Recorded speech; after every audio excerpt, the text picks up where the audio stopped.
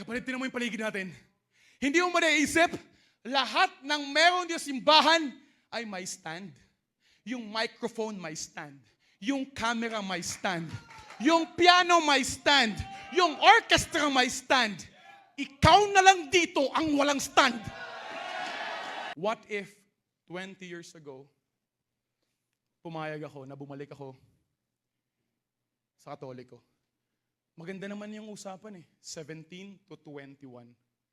That's only 4 years. Pero yung 4 years na yun, give the devil an inch and he will make it a mile. 4 years na walang church, 4 years na walang Bible, manghihina ako, magbabackslide ako, babalik ako sa mundo. Kaya napakahalaga ng decision mo ngayon at ng application mo right now. Kala mo, ang dali lang na okay, nag-decide ako. No! The battle starts tonight when you go home. The battle starts tomorrow. Dapat dumating sa punto ng mga bagong Kristiyano na palagang kinakabahan. Kasi kakausapin mo naman si tatay, gagawa naman desisyon. Yun yung tako young people, palagong kinakabahan because I want to make major decisions after major decisions after major decisions. At salamat sa Panginoon.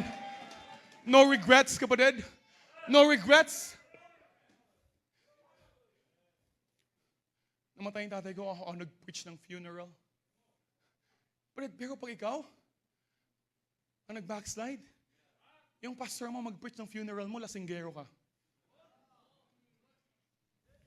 Kailangan natin ng mga Kristiyano ngayon na may conviction, may backbone, may stand. Kapatid, tinan mo yung paligid natin. Hindi mo manaisip, lahat ng meron yung simbahan ay may stand. Yung microphone may stand. Yung camera may stand. Yung piano may stand. Yung orchestra may stand. Ikaw na lang dito ang walang stand.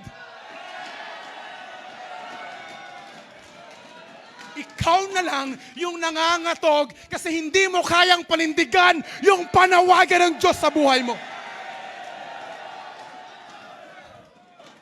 Let the devils tremble when you pray to God.